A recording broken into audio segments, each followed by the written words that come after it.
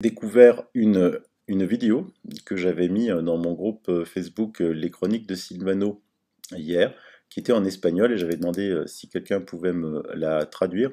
Et là, Cocorico. Donc je vous mets une petite chaîne qui s'appelle Viva Valval, et qui a sous-titré cette vidéo.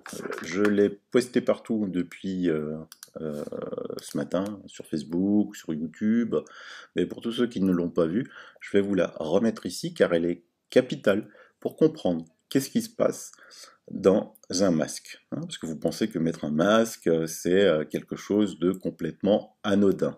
Pas du tout. Donc c'est une pharmacienne qui a fait une culture, on fait des cultures dans des boîtes de piéterie, c'est-à-dire que c'est simple, on prend des échantillons de ce qu'il y a dans les masques, on les met dans un milieu nourricier, on ferme les boîtes et on attend que ça pousse. Un peu comme quand vous plantez une graine, vous attendez que ça pousse et vous voyez ce qui se passe.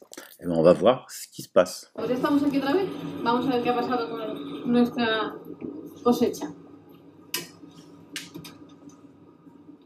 Chan, chan, chan, chan. Bueno, vamos para acá, donde no hemos demasiado. Mirad, esta era la tela, esta es la placa de la tela. Y vamos a ver qué ha crecido aquí, en una placa de agar sangre. Fijaros, hay muchos estafilococos, que serían los puntitos blancos. Estos que se ven aquí parece que son contaminantes, me dice la microbióloga, pero yo no estoy segura muy bien de qué pueden ser. Este de aquí tenemos que identificarlo porque es muy feo y no sabemos qué es. Y puede que haya también algunas miserias, algunas bacterias de diferentes especies, pero que no podemos saber solamente viendo la placa qué son. Sí podemos adivinar que podrían ser estafilococos y algún gran negativo, pero alguna identificación vamos a tener que hacer. Esta sería la primera. La número 2, que era la que yo llevaba en el bolso. Siempre la llevo en el bolso metida y la saco de vez en cuando me acuerdo que voy a Carrefour y digo, me la tengo que poner. Pues mira, esta como siempre está cerradita y la uso menos, tiene unos cuantos estafilococos, ¿los veis? Y no tiene demasiada contaminación. La he usado muy pocas veces. Y además durante a lo mejor una hora o así. Esta sería esta.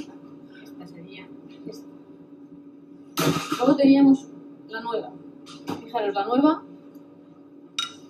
a pesar de que estaba nueva, ya tiene alguna bacteria, quizá contaminante. Quizá al cogerla, nada más sacarla de la cajita, ya se me ha contaminado. Porque no se la ha puesto nadie y tiene 1, 2, 3, bueno, pues alguna colonia. No mucho, pero bueno, estériles no están.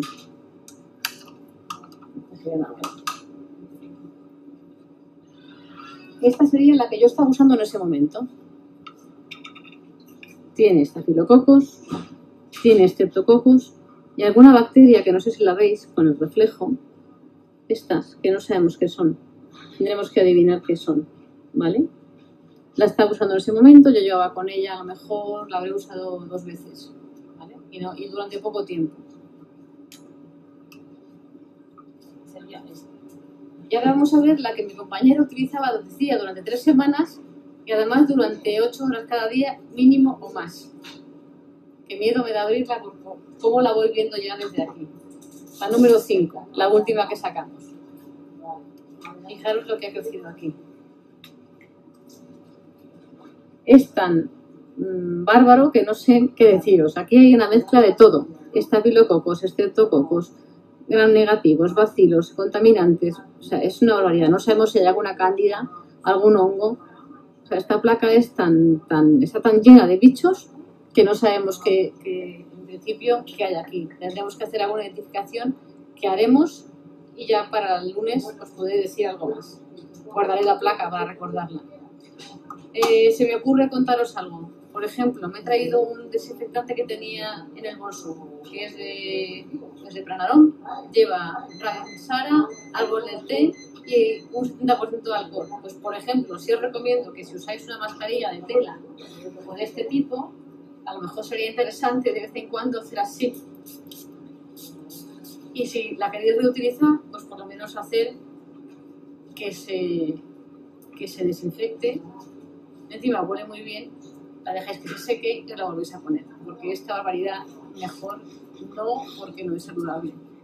De momento lo dejamos aquí, vamos a identificar alguna bacteria más y espero que os haya gustado la experiencia y que saquemos conclusiones entre todos. Después me proponéis cosas y seguiremos informando. Muchas gracias.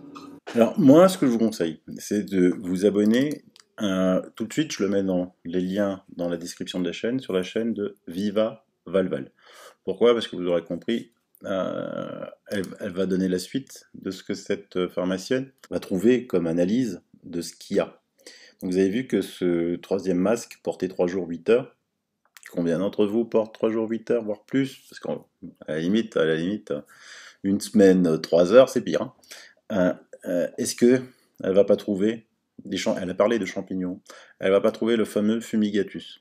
Est-ce que donc là, on va faire la corrélation avec ce que nous a dit tout à l'heure mon abonné, que ces masques sont comme un Swiffer qui aspire la poussière, ça aspire tout. Hein. Et avec la condensation, l'humidité, notre respiration, le taux élevé de gaz carbonique, c'est un nid à microbes et à virus. Un nid à microbes et à virus. Et donc on va respirer des choses qui sont fortement plus pathogènes qu'un Covid-19 qui se guérit selon le protocole du professeur Raoult, professeur Perron, professeur Tselenko, à plus de 99%. Hein, on est d'accord? Abonnez-vous à sa chaîne et surtout partagez directement le lien de la chaîne de Viva Valval. Pas de mon émission parce qu'elle est trop longue. Les gens, ceux qui ne sont pas éveillés, une émission trop longue, ils vont pas comprendre. Là, c'est clair, c'est net et c'est précis. Partagez ça, c'est fantastique. Et merci, Viva Valval. Alors maintenant, on entend dire dans la presse, oui, c'est vrai, il faut changer le masque tous les 2 à 4 heures, il y a un budget masque de 200 € par mois. Non mais, allô, on est des moutons à tondre là. On va donner 200 € à des trucs qui coûtent 1,2 centime que vous achetez prix de revient de Chine ou du Bangladesh. Là, vous avez déjà montré les conditions de travail. Il n'y a qu'un seul président au monde, avec Poutine, qui refuse les masques, c'est Trump. J'avais publié ça. Un président, un vrai, un homme. Pas une mauviette aux ordres de soi-disant hauts scientifiques n'ayant jamais vu un malade et propageant le virus de la peur via les médias idiots de la peur, le tout étant des marionnettes aux ordres de Big Pharma. Alors évidemment, je vous mets l'article de West France qui le descend. Alors que l'épidémie flambe aux États-Unis, Trump refuse d'imposer le masque. Eh oui, il est pas con lui. Vous vous faites passer pour un con, mais lui, il est loin d'être con, les gars. Vous allez vous le découvrir petit à petit d'ici le mois de novembre. Et donc, les médias de la peur, ils disent alors que le nombre d'infections au coronavirus flambe aux États-Unis. On a vu dans mes émissions pourquoi il flambait. 100% dans les hôpitaux, des chiffres complètement faux. Les démocrates qui veulent arriver au vote électronique jusqu'en novembre, parce que sinon Trump va éclater le Biden façon puzzle. Il a défendu ses propos selon lesquels la maladie finirait par disparaître. Eh ben, t'as bien raison, M. Trump, en se disant opposé à l'idée d'imposer le port du masque au niveau national. Il dit « J'aurai raison final. Vous savez, j'ai dit ça va disparaître. Je dirai encore », a déclaré le président américain dans une interview à Fox News. Ça va disparaître et j'aurai raison. Alors il dit beaucoup des nouveaux cas sont des jeunes gens qui guériraient en un jour. Ils ont le nez qui coule et on comptabilise ça comme un test. Beaucoup de ces cas ne devraient même pas être des cas, a-t-il estimé, expliquant la disparité dans les chiffres avec l'Europe où le nombre d'infections a fortement baissé par le nombre de tests. Il ne dépiste pas, a-t-il lancé. Quant au taux de mortalité, le président a affirmé que son pays avait l'un des taux les plus bas. Peut-être le plus bas au monde, ce que contestent certains experts, certainement, mais faut pas oublier que vous avez vu aussi aux États-Unis, ils mettent tout dans la case Covid, comme l'a fait l'Angleterre, qui vient de supprimer du reste ses statistiques parce qu'on s'est rendu compte de l'énorme fraude. Cette fraude que je vous avais déjà décrite au Brésil également, et en France, les chiffres qui tombent là sont complètement hallucinants aussi tous les jours. Il y a des clusters, 109 clusters, on le verra, mais il n'y a personne de malade. On le verra aussi un petit peu plus loin. Donc là aussi, merci M. Trump d'être là. Ça fait du bien. Je vous donne un exemple. Aujourd'hui, Véran est allé en Mayenne. Hier, il y a eu dans ce département une entrée en hospitalisation. Donc 36 en total en France, dont la Guyane 27, Paris 6, Hauts-de-Seine 1, Moselle 1. Entrée en Réa, France 4, 2 en Guyane, 1 en Réunion, 1 à la Réunion, 1 à Paris. Voilà. Et à part ça, ils disent qu'il y a des clusters partout. clusters partout. Il serait temps, et on le verra aussi, que les médecins un petit peu se réveillent. Vous me demandez souvent, dans l'émission que j'ai fait hier sur les champignons, l'avis du docteur Perron, l'avis du docteur Raoult. Moi, j'ai envoyé tout ça aux médecins. Sachez que ces médecins sont en congé en ce moment, je vous l'ai déjà expliqué. Il y en a d'autres, je vais vous en présenter un autre. Et j'ai demandé sur mon mur Facebook si quelqu'un connaissait un laboratoire d'analyse médicale sérieux, honnête, privé. Je paye les frais. On va analyser ce qu'il y a dans ces masques chirurgicaux. On va faire exactement ce qu'a fait cette pharmacienne. Des masques neufs, des masques portés. Ces masques ne sont pas faits pour être portés toute une journée, voire réutilisés encore. Hein. Vous l'avez compris, c'est complètement des nids à microbes, des aspirateurs à microbes et à virus. Ils sont faits pour être portés 2 heures dans une salle climatisée ou 4 heures dans une salle d'opération blanche. C'est-à-dire que c'est ventilé et c'est aseptisé. Certainement pas pour être à l'extérieur à 30 ou 40 degrés. Donc tous les médias qui diffusent ce genre d'informations sont des médias qui devront répondre de ça. J'ai aussi contacté les avocats, comme vous l'avez souvent demandé dans les commentaires, pour voir ce qu'il y a à faire. On étudie la question et on fera certainement quelque chose, je peux déjà vous l'annoncer. Sinon, des moyens, il y en a d'autres qui font des moyens pour se battre. Assez de blabla. Moi, l'image du docteur Stadler, je l'ai imprimée puis scotchée sur la lunette arrière de ma voiture et je peux vous dire que les gens s'arrêtent pour regarder car c'est une image prégnante. Faites pareil, les amis de la résistance. Les amis, la résistance commence. Donc l'image du docteur Stadler, c'est celle-là. C'est une autre façon d'argumenter. Je vous présente quelqu'un d'autre. Résistance pacifique en action, ce matin direction la boulangerie et le médecin généraliste, à vrai dire, ils n'ont pas trop apprécié tous, mais je m'en fous, je continue le combat, courage à tous. Moi, j'adore. Et quand il y en a qui disent que le masque est sans danger, regardez, mon pneumologue m'a recommandé de ne pas mettre de masque. J'ai une BPCO sévère et donc une perte de 70% de capacité respiratoire et une oxygénation sanguine à 62%.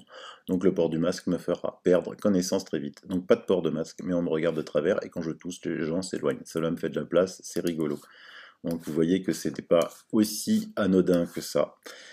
Et maintenant, je vais vous remercier de votre fidélité et on va lire quelques-uns de vos commentaires.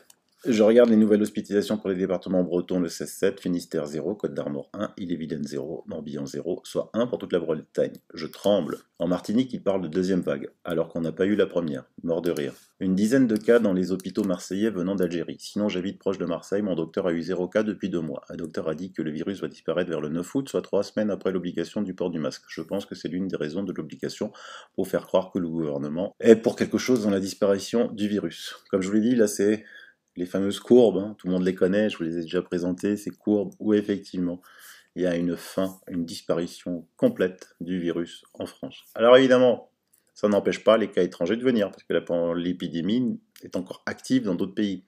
Et comme vous le savez, on surveille rien.